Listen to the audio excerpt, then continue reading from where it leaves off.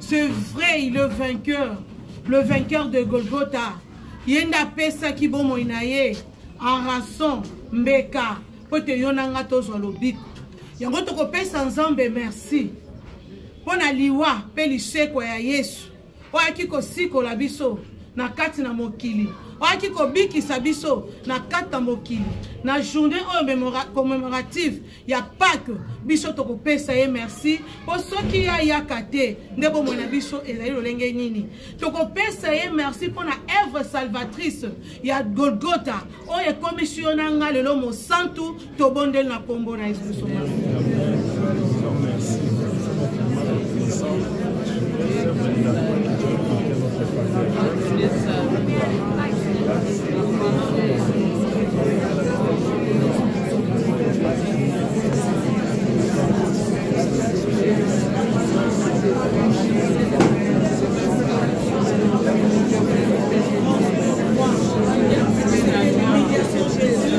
Que nous soyons sauvés, Seigneur. Ces jours sur la croix, Seigneur. Tu as pris notre place. Tu es devenu pécheur. Nous sommes devenus saints.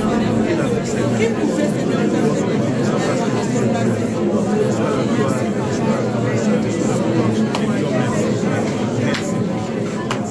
okotika momako ya exhortation na maboko na nzambe loba na nzambe lobelanga liloba moko yolobaki na biso tango nyonso tolia nzoto pe tomela makila na yo po ete biso to se souvenir toujours na liwa pe lisekwa na yo na mukolo ya Pâques nalingi na mbela makila na yo pe na lia nzoto na yo nalingi na yoka yo lobelanga liloba oyo ekopesa ngai bomoi na après-midi ya lelo tobonde na kombo na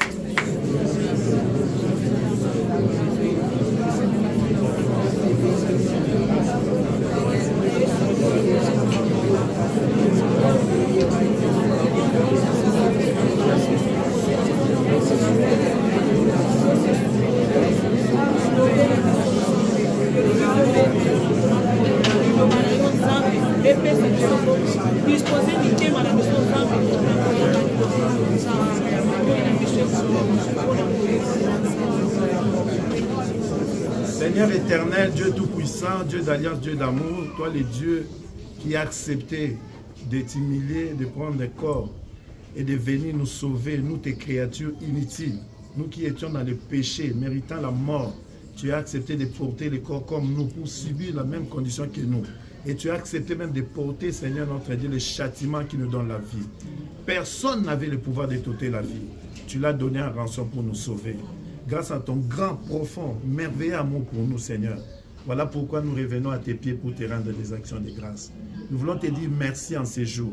Nous voulons célébrer ton nom, célébrer l'œuvre que tu as accomplie. Tu nous as aimés avant la fondation du monde. Avant que nous ne connaissions ni bien ni mal, Seigneur, toi tu nous as aimés. Voilà pourquoi nous te disons encore merci. Nous recommandons ce temps être tes saints divinement. Nous te prions au Père de nous parler. Au travers de cette exhortation, Seigneur, aide-nous à nous remémorer encore ce que tu as fait pour nous, afin que nous puissions encore t'aimer, afin que nous puissions encore mieux te servir, afin que nous puissions encore reconnaître et mieux nous préparer. Parce que toi, tu nous as promis, tu es allé nous préparer des places auprès du Père, tu rentreras nous prendre, afin que nous soyons là où tu seras, de manière à passer l'éternité à tes côtés. Nous te bénissons, nous te louons. En vertu du pouvoir de l'autorité que tu nous as conféré, nous renversons tout esprit qui ne confesse pas ta Seigneurie, tout esprit qui ne confesse pas ton nom, le renvoie dans les abîmes sans fond, au nom puissant de Jésus. Que ton sang précieux nous couvre, que ton esprit soit à l'œuvre en ces lieux de vie jusqu'à la fin de ces moments. Au nom de Jésus-Christ, nous avons ainsi prié par le Saint-Esprit. Amen. Amen. Au nom de Jésus. Avec beaucoup de respect, nous pouvons nous tenir assis. Si nous avons merci, nous avons papa, père, maman, langue. On va saluer biso grâce. Nous exhorter, nous va saluer nae, nous battu nae. Si nous avons merci. Si couple cordon, papa, j'ai donc maman bijou merci mingi pour la choix de porter le coronavirus. Vous êtes dignité d'avoir porté parole pour les hommes en Zambé. Si nous va saluer Nzambe, va missionnaire, va saluer Nzambe, nous va saluer Merci d'André Bondimi Kabiso pour exhorter dans Gonga Oyo. Amen. Hein? Amen. Sans plus tarder, tous les Bible dans le Fongoli. Le Fongoli dans Mukanda, il y a 1 Corinthiens, chapitre 11, à partir du verset 25. Oui, Rotanga.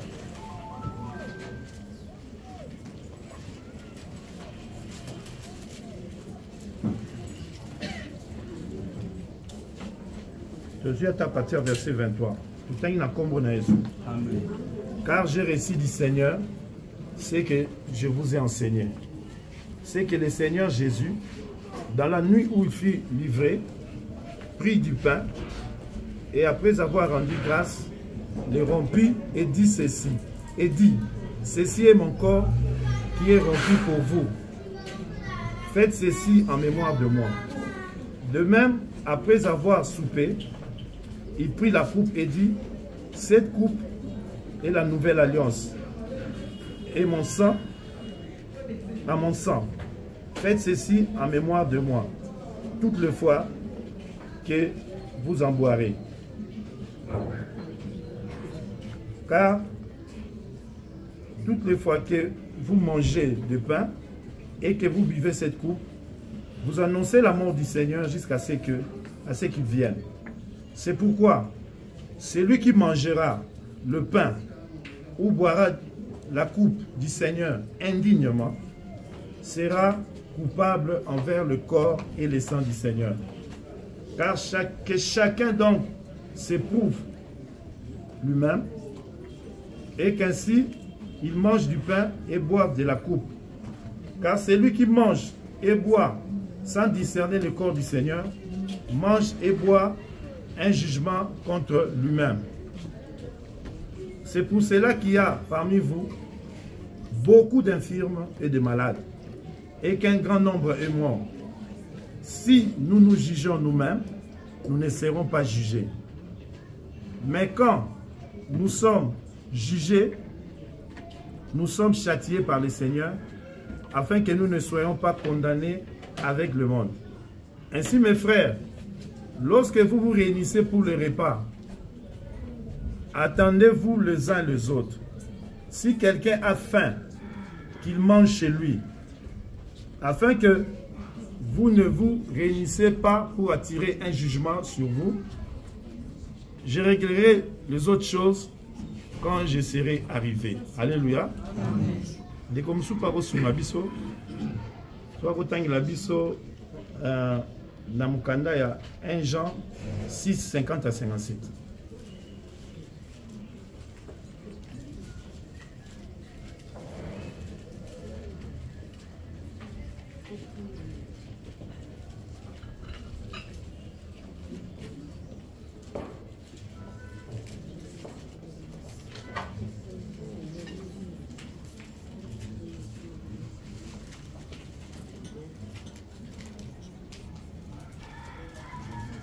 Jean 6, 50 à 57.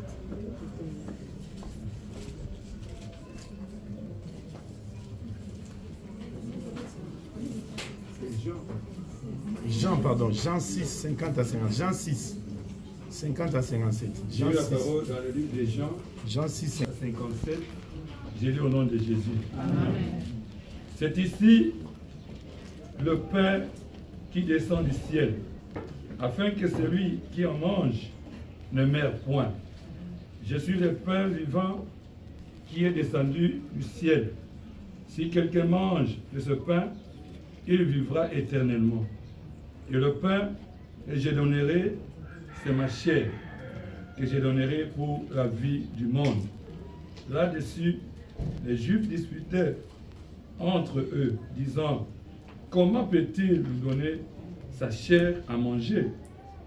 Jésus leur dit, en vérité, je vous le dis, si vous ne mangez la chair du Fils de l'homme, et si vous ne buvez son sang, vous n'avez point la vie en vous-même. Celui qui mange ma chair et qui boit mon sang a la vie éternelle, et je le ressusciterai au dernier jour. Car ma chair est vraiment une nourriture, et mon sang est vraiment un breuvage. 56. Celui qui mange ma chair et qui boit mon sang demeure en moi, et je demeure en lui. 57. Comme le Père qui est vivant m'a envoyé et que je vis par le Père, ainsi celui qui me mange vivra par moi. Parole du Seigneur. Amen. Bien-aimé, na pokwa lelo tosangani na mesa ya nkolo mpona célébrer bolei ya nzoto pe ya makila Yesu. Alléluia. De même, Pâques oyo bana Israël ba juif bana ko sala e bandaki ko commémorer to ko kanisisa bango bobimi ya bowumbu ya Égypte biso Sainte oyo sala lelo na cadre ya Pâques ezali mpona ko célébrer elonga oyo Yesu apesi biso likola liso. Alléluia. Na nzela ya kufa pe bomoi na ye. Bana Israël ntango bazalaki na bowumbu balelaki epai na Nzambe, babondelaki epai na Nzambe, kolela na bango emataki. Nzambe ayokaki kolela na bango, amonaki pasi na bango. Nzambe alobi na yoki kolela na bino, namoni pasi na bino lelo na kiti. Nazokangola bino, apesi bango ba directif, alobi mama nyonso akoka kosala. Nayebisi bango na butu oyo ebandaki kolanda mokolo efale babima. Ayesi bango bokosangana na mabota. Bokozwa libota so boza mokie bosangani na bavoisin. Mais soki libota eza na mwa normal, mwa libota mwa consistant, bokozwa pate. Bokozwa pate ya inane. Pate wana azala na défaut te, azala sans tache. Bokozwa pate wana boko imole. Excusez nga aza mpe mwa pauvre na lingala. Boko tumba mbeka, boko tumba pate wana mbeka, boko lia ebongo. Boko sala yango ya kotelema. Boko za na position ya bato balingi babima na mboka. Wana nini ebandaki ko préfigurer makambo oyo Nzambe alinga asala na bango. Po ezalaki mokolo oyo Nzambe akanaki asikola bango, abimisa bango na bowumbu. Alléluia. Alobi eloko bozosala oyo bokozwa makila. Tango bokata mitwa mpate wana bokozwa makila, bokotia bilembo na ba porte pe na ba lento ya bandako na bino. Na butu wana ange akufa okota na mboka Egypte akofrape ba Égyptien. Mais bisika nyonso ya okuta makila akosimba bino te. Parce que makila eko servi bino comme un élément. Alléluia. Le sang vous servira de signe et partout là de la mort marchera akosimba bibota oyo ezana makila te. Nzambe asalaki yango parce que Dieu s'est révélé aux hommes à travers Israël. Alléluia. Makambo ebele akanaki akokisa na nouvelle alliance abandaki déjà pour préfigurer en ancienne alliance. Dans nzela ba rite, dans nzela mo ba biloko ebele bandosa na bana Israël. Amonaki déjà pour Nzambe azala surpris. Il connaît la fin dans le commencement. Ayebaki déjà que bateau ya mokilo tellement baza attaché na lisumu. Un jour na motinda Yesu ya kobikisa ba. Yesu aya kokokisa. Aya kokokisa loko na mobimba.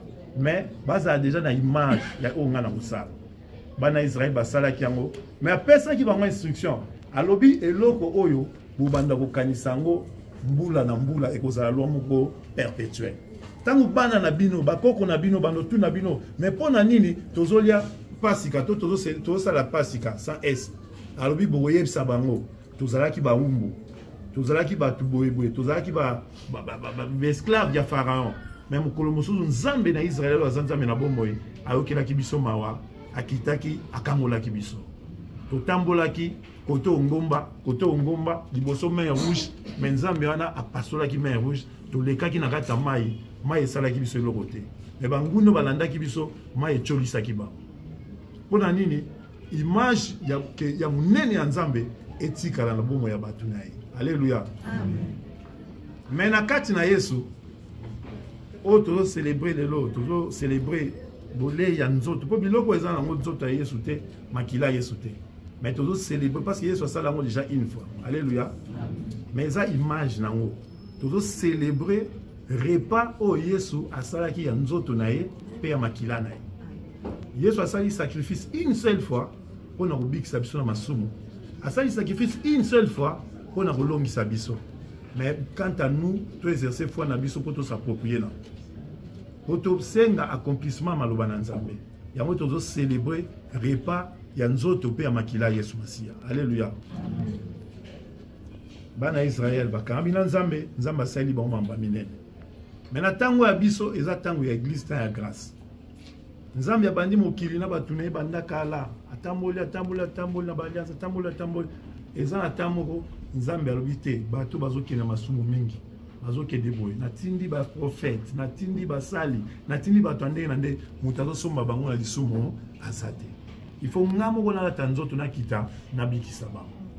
Mama Nzambe za wa mathématique te okanisolo bate. Ah, Yesu 1 Père 2 Saint-Esprit 3. Nzamba za moko mena basato. Alléluia. Dieu est un. Dieu est un, mais c'est révélé en 3 personnes. Et Jésus a quitté pour bikisa biso. Ayena mokili akokisi mokano wa papa na ezalaki bato ya mokili balongwa na bokonzi ya masumu. Apesi bo moina andimi komatana ekulusu akufela biso. Apesi nzoto nae parce que sans effusion ya makila bolimisa masumu ezate. So totangi même na Hébreu je crois 9 na 22 babi sans effusion du sang il n'y a point de pardon pour les péchés. Alléluia. Mais na tango ya Israël bana Israël bazalaki na balua na bango na kata mibeko na bango ezalaki na mokolo moko babane kocha souverain sacrificateur fa kota na tempelo amema ba sacrifice pa bonela Nzambe pona bolembu na ye no Nzamba limbisa ye masumu na ye pe asenga ma Nzambe pona peuple na ye Nzamba limbisa peuple na ye bano sana ngo chaque fois avant kota il faut cha bango ngana makolo ba che chaîne. Tant que vous avez un sacrifice, vous avez une cérémonie, vous avez un Nzambe, so ngongane zolela, bat baebi ke Nzambe azora lo sambo na ye, souverain secrétaire au sambo sala mala. Mais so ngongé kati baebi ke Nzamba agrete, Nzamba bomie. Ko banda kota na lien saint, pamba te ka souverain secrétaire na kota. Mais Yesu Masia akiti alobi papa ngaye yo, tala nzoto danga na ye pona sala mokano na. Andimia mati na esika na biso abmati na ekulusu kwa kufela biso po biso to bika apesi bo moine lokola mbeka ya solo kitoko epai na tata pona ko répondre na ba exigence ya Nzambe aleki mosantu wa leki boule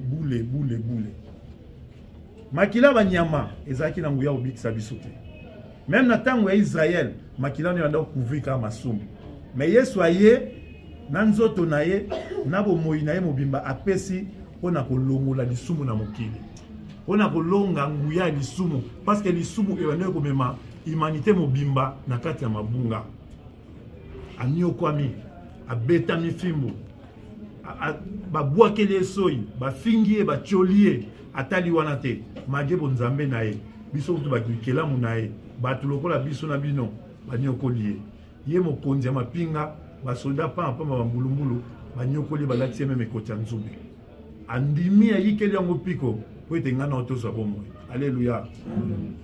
Ntango tozokanisa oyo Yesu asala mpo na biso tozomona combien bolingo ya Nzambe eza monene mpo na bomoi na biso.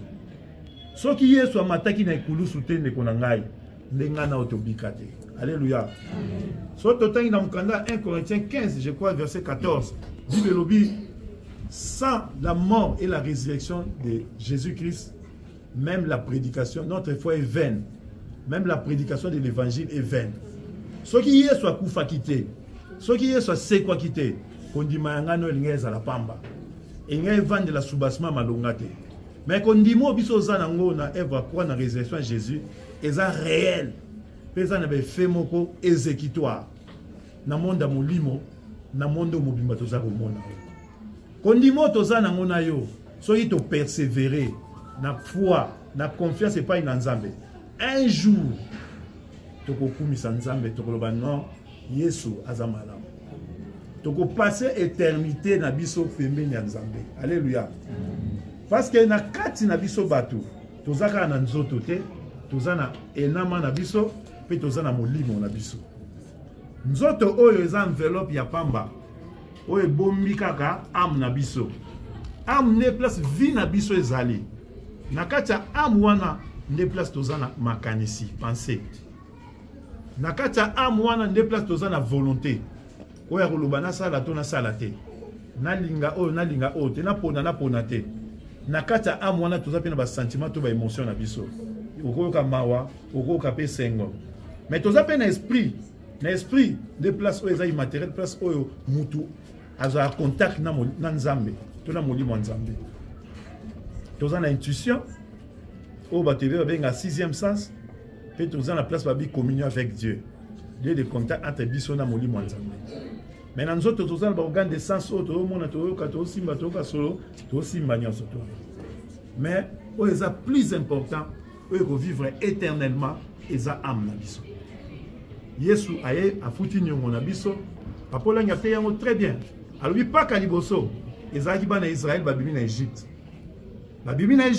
babimi na esclavage mais Égypte oyo eza symbole ya lisumu oyo eza symbole ya monde ebima ekati na bango te mais Pâques oyo tozocélébrer les résurrections kufa mpe lisekwa Yesu yango nde ezali victoire sur le péché yango moni tozocélébrer sainte seine kolia ya nzoto mpe ya makila ya Yesu parce que na nzela ya mbeka ya nzoto mpe ya makila ya Yesu ngai na tozwi elonga likolo lisumu si et seulement si tondimi ya kose soumettre epai na nzambe mpe ya korésister na diable yango boni message mpe ya combat spirituel tant tozo se soumettre na nzambe tozo résister epai ya satana moyen alonga biso eza te na ntango nzambe ya bomisi mpo tokende na bokonza likolo tokokende epai na tata elongo na Yesu. Pourquoi Yesu alingi biso to célébrer mbeka ya nzoto mpe ya makila na ye alobi ntango nyonso tozosala yango tozala na regard na nsima tozala mpe na regard na liboso na nsima. Pourquoi? Parce que ye akufelaki biso to réaliser bon amour na ye to réaliser bolingo na ye bolamu na ye po so Yesu akufelaki biso te tonga tozala bakufi ya libela tonga eza babungi ya libela mais kufa mpe lisekwa ya Yesu epesi biso bomoi ya seko na nzela kufa mpe lisekwa ya Yesu tozwi elonga likolo ya lisumu na nzela kufa mpe lisekwa ya Yesu tozwi lobiko ya libela tozwi salut tozwi vie éternelle tozwi santé de Christ tozwi makambo nyonso ya malamu oyo eza mapamboli na kati ya Bible yango à chaque fois tozo célébrer Sainte Seine dans la Pâques au travers la mort et la résurrection de Jésus-Christ to kanisa toujours bolingo ya Yesu soki Yesu te kande nzambe ngai ko kitandeni Yesu asala imbeka te pona ofuta nyongo pona ko répondre na exigence ya Satan zali na nguya no hotel kona mais a répondaki na exigence ya tata ne azaki mo santu nzamba za juste lisumu nyonso ekoza impunité il faut pas punir lisumu alors lisumu ya race humaine il fallait mbeka moko pour répondre nango oh nzoto ya bato nyonso ezalaki nzoto masumu mais il fallait mutu moko asala lisumu te akita akufa pona lisumu ya bato afin que bato bazwa condition na ye bakoma na condition ya juste ya sanctifié ya sauvé pour que ye apporter akoma lisumu mais alongi lisumu na nzela lisekwa azwi elonga likola kufa asekwi pe azwi bomoi na asai nini apesi biso ntango tozo célébrer Sainte Seine to bolei repas ya nzoto pe ya makila Yesu tozala pe na regard vers l'avant Yesu alobi akeye epai na papa kobongisela biso esika alobi bisika na kozala bino pe bokozala à chaque fois tozo se retrouver autour ya table pour na célébrer repas ya nzoto pe ya makila Yesu to kanisa na ko passer éternité na nga wapi ndenge nini fengeli na tambola na nzambe ya ngoni nzambe atie basali na ye atie biso ministère chrétien combat spirituel butu moi basala nzambe bazoteya biso nzela ya nzambe bazoteya biso liloba na nzambe banga nzambe tosa nzambe sala boye ezali mpona ko préparer biso na rencontre na mobali ya eklise ya Yesu Masiya ntango tozolia tozo célébrer repas ya nzoto pe makila Yesu to bongisa etamboli na biso mokolo na nza oyo nyonso ezali moto ya bopaya to chango mupa mopanzi o nyonso yali bomoye ezali kokonfese bondamu tokebwa yesu te totika yango toluka bomoye ya yesu toluka babuma ya molimo yango moi même na retraite ya biso tozala détaché nzambe abi détaché le mpona nini tozala attaché na yesu masiya tose détaché na mokili tose détaché na masumu tose détaché na makambo nyonso etya biso mosika na nzambe tose détaché na banzambe ya mabota tose détaché na bampungu tose détaché na bakisi na soloka na makambo nyonso mabe ya molili me tolata nzoto ya yesu tobika bomoi ya yesu parce que yesu aza koya très bientôt alobi azoya jésus revient très bientôt koya yesu babengi yango amas komona ye boye eza na cadre ya enlèvement mais chaque jour ope ya mokili yesu azoya d'une manière d'une autre na bomoi ya moko na bomoi ya mosusu na nzela liwa mosusu akozala envie lelo lobi akufi tokolela toza na pasi mais peut-être mission na ye ekoki na mokili ntango na ye ekoki soki abongamaki aokende kuna na saint abraham parce que na séjour de mort eza na baparti mibale kote ya bana nzambe oyo bayebi bandimeli yesu lokola mokonzi mpo bobikisi bandimi na motema na bango ndenge Romains 10:10 elobi bandimi na motema ke yesu aza mobikisi aza mokonzi mpe batatoli na monoko en public ke baza bana nzambe batamboli na nzambe balingi nzambe bato wana bakokende kopema na saint ya tata abraham alleluya mais soki oyebi yesu te okende na lie de tourment kuna banozwa fimbu banozwa moto banozwa entraînement lifelo afin que tokóma na lifelo namoni yesu anyokama mpo ngana otoke lifelo te yesu abetamaki mpo ngana otoke konyokwama te abetamaki anyokwamaki andima koyika mpiko mpasi ali na makoki oyo baange na ye baange bobima boyokanga bato bobibenga akosala ngo maboko osala ngo amikitisi ankome misali loka mpate po ete ngana otobika yango ayesi bato na Jean 6 oyo akolia nzoto na nga mpe akomela makila na nga akozwa bomoi ya se bomoi ya seko kolia nzoto ya yesu ezali kondima kokangama na yesu kondimela ye lokola mobikisi na yo kondimi akufelaki yo ondimi ke ye nde azwa kiti ya bokonzi ya bomoi na yo atambola no mikolo na mikolo ta basacrifice tosala totolekisa presque 3 heures ou 4 heures du temps na présence ya nzambe misu bake kosala solo nini tosala ngo pamba te c'est une façon de rendre grâce epai na nzambe pour reconnaître oyo asalela biso ye nde roi na biso toza so na volonté na biso moko te mais todépendre na volonté ya nzambe to se conformer to s'attacher to s'aligner na volonté ya nzambe ntango osala ngo mokolo na mokolo yeba kozopusana na pembeni ya nzambe nao lobi to lobi okuna soki mpe yesu aye dans les airs bible bia otelema dans les airs lokolo moko ezala lokola na likolo ya montagne des oliviers lokolo mosusu baoyo nyonso tu bandimelaki na solo bakomona tout est élevera alléluia baoyo bakufa ekati na yesu bango nde bakosekwa liboso okotanga na 2 Thessaloniciens 4 14 à 18 baoyo bakufa ekati na yesu bakosekwa liboso bango bazalaki ya kokufa mais bakufa ekati na yesu mais oyo bakoza vivant kati na yesu bango mpe bakomata po bakutana na yesu tokendela likolo pendant 7 ans tocélébrer noce de l'agneau. Rendez-vous et enlèvement de papa maman pour rater en côté. Pour rater en côté, aux ans du Kamumoko, pour continuer à persévérer dans la foi Katina Yesu. Katina Luba Obasa na Nzemba Ote Yabiso, Kochango na misala, Kolinga Yesu, Kosela Yesu. Mokola Rozonga, Okoneto Elongonae. Kokangamana Badzama Mokilite. Kolinga Makama Mokilite, Kokangamama Mokilite. Lisumu, Okokwe na Lisumu. Mais l'oreza Motuya, Oyambola, Otika Yango. Même eloko ezama be makasi obanda ko bika na kati ya masumu o vivre na état permanent à péché wana ezama be to ko vanda tete to sa mama Gisèle na ronya taye na pota ayoki pasi akoloba ah tout finayo asumuki afingi mais akanya ngote n'est-ce pas mais mutu mususu avandi azokanisa ah so na bimi boy na ko sala lisumu boy wana zo pratiquer péché nzamba linga ngote lisumu ikoko ya par accident mais c'est nzambe pardon tika yango parce que tant que vous avez confessé, vous avez renoncé, Nzambe azo kitangolo na. Mais tant que vous avez persévéré na masumu, vous avez se donner na Nzambe. Yesu akoya kozwaka ba o bazo sokola bilamba na bango, pe baza mafuta likula mutu na bango. Kosoba bambe ali kotambo na kata sanctification. Mafuta na mutu na biso ali présence à Saint-Esprit. Chaque jour tu dois persévérer dans le Saint-Esprit, les toza digne ya kolia nzoto, ya ko célébrer bilei ya nzoto pe ya makila yesu. Alléluia. Mais soko yebi ke ne naza boye vi na ngeza na ba domaine mo nazo contrôler nga moko. Bible pesi conseil tous examiner.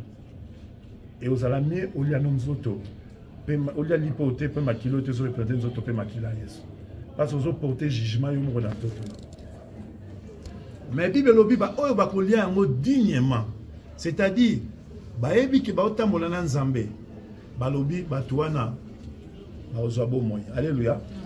Ba ba bazolia mo indignement. Ku feza kati na bango maladie aussi la raté za kati na bango. C'est-à-dire ba o ba kolia mo dignement bon moyezo zo bango guériseuse à partage na bango ma pambolezo za partage na bango. Jugement zo za musika na bango.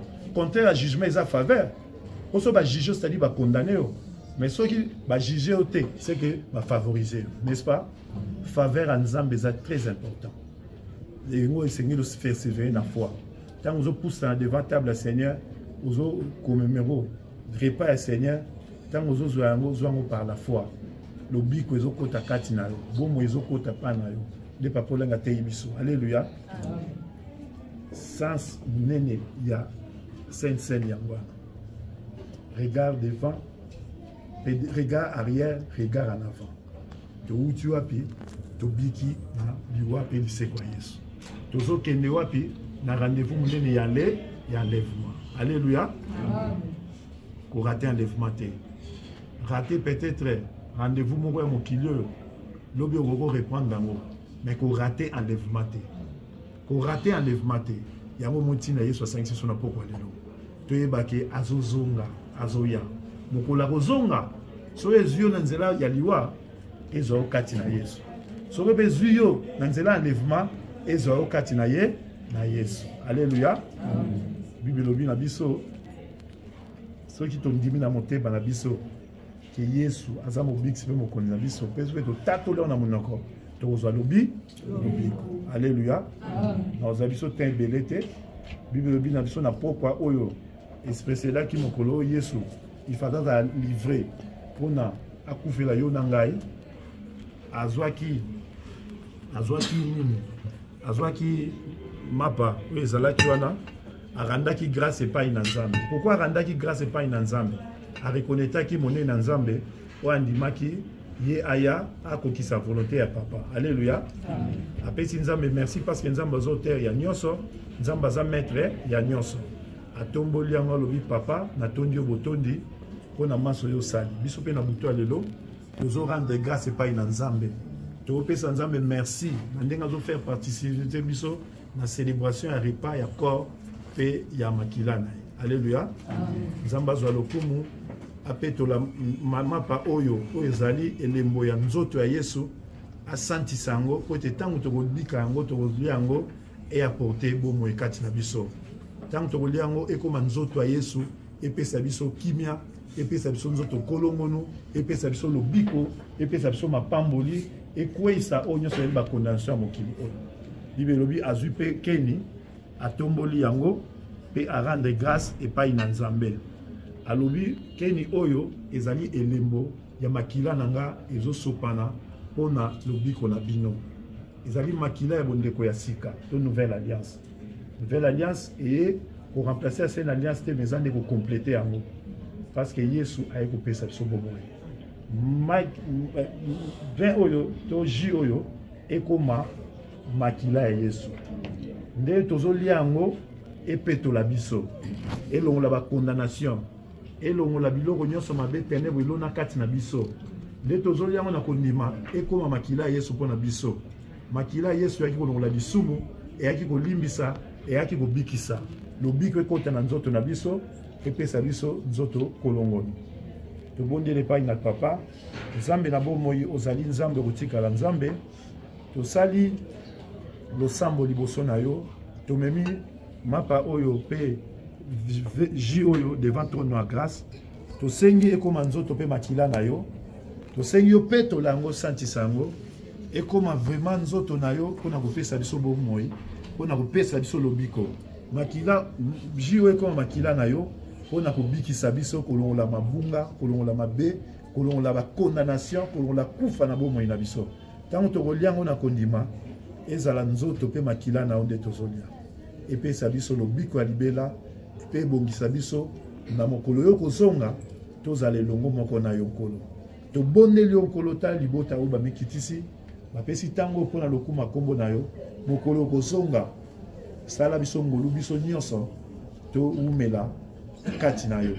To passer éternité na biso pai na yo.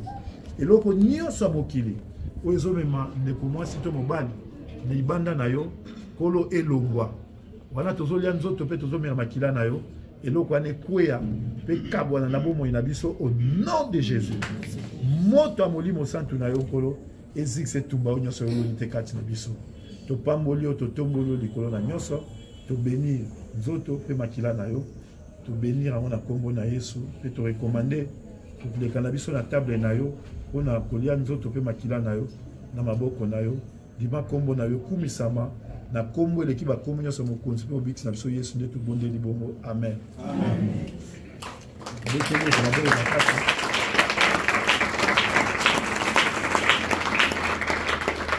Seigneur nous a aimés comme on n'a jamais aimé. Il nous guide chaque jour comme il étoile dans la nuit. Car nous partageons les pains, il nous donne son amour. C'est le pain de l'amitié, le pain de Dieu. C'est mon corps, c'est mon corps, prenez et mangez. C'est mon sang, prenez et vivez, car je suis la vie et je suis l'amour. Ô Seigneur, apportez-nous dans son amour.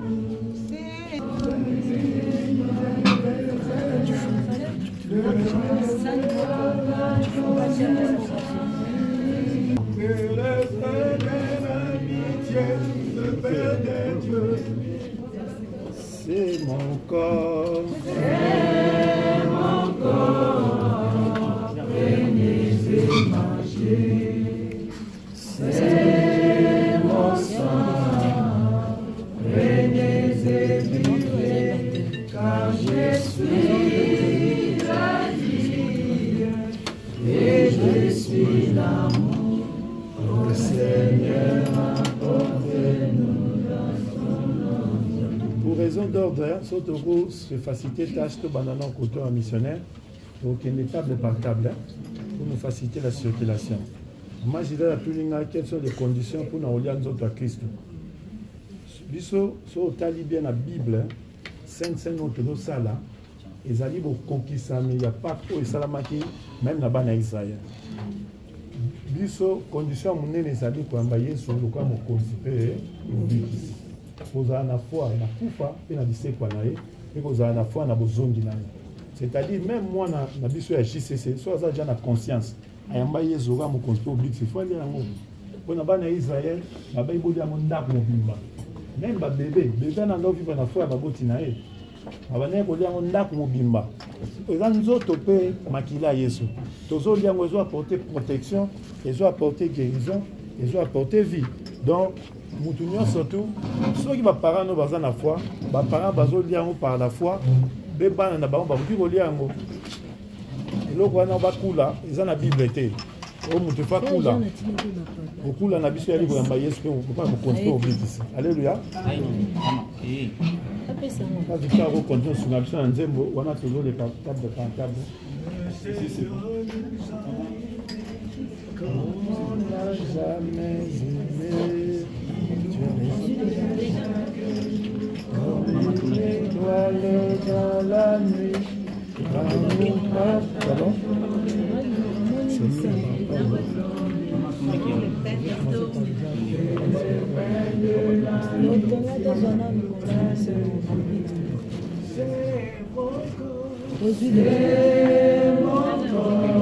Aussi ça. C'est mon sang, venez et vivez, car je suis la vie et je suis l'amour. Ô Seigneur, apportez-nous dans son amour. C'est mon corps, venez et mangez. C'est mon sang, venez et vivez, car je suis la vie et je suis l'amour.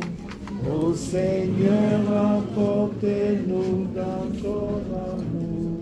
Et t'y briser, y pécher le pouvoir. C'est un cri, la force est un cri. Si tu veux le recevoir,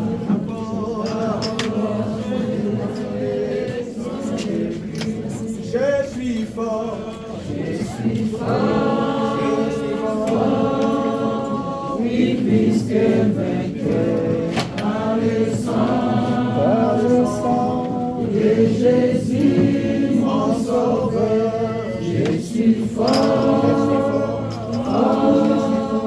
oui, puisque vainqueur par le sang de Jésus, mon sauveur.